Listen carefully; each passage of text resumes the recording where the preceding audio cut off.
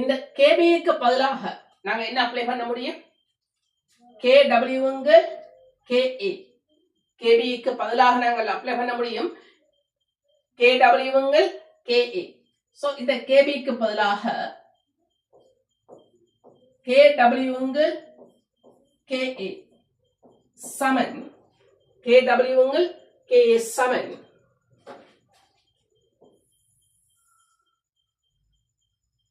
தொடர்ச்சியாக கவனிங்க.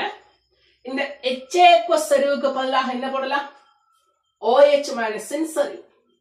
HA செறிவுக்கு பதிலாக நாங்க அப்ளை பண்ணலாம் OH மைனஸ் எக்வஸின் செறிவு.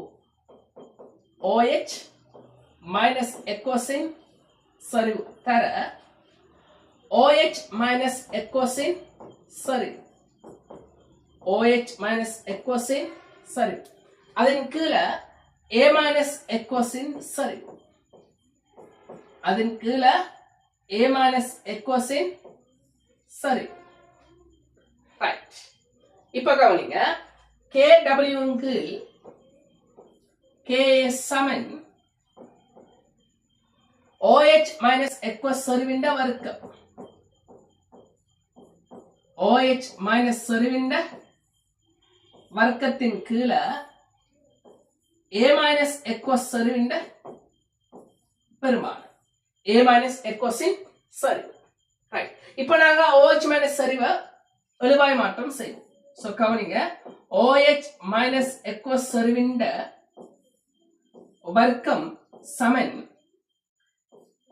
KW KA இன்டு இந்த A மைனஸ் வந்து பெருக்கப்படும் இல்லையா?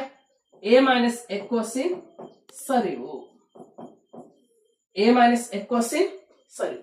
இப்ப நீங்க சொல்லுங்க பாப்போம். OH மைனஸ் எக்வஸின் செறிவு.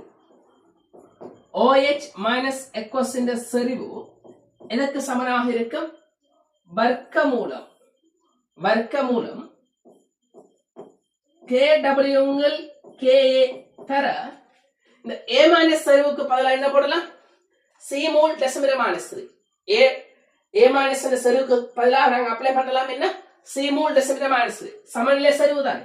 அப்போ C. அப்ப KWங்கள் KA into C.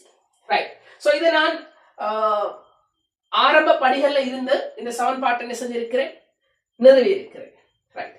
ஆனா ஒரு MCQ வினாவை நாங்க கண்ட உடனே இப்படி நாங்க ஆரம்ப படிகள்ல இருந்து இந்த சமன்பாட்டை தருவிச்சு செய்யறது இல்ல. நேரடியாக இந்த சமன்பாட்டை நாங்க அப்ளை பண்ண தெரிஞ்சிருக்கோம். OH மைனஸ் செறிவு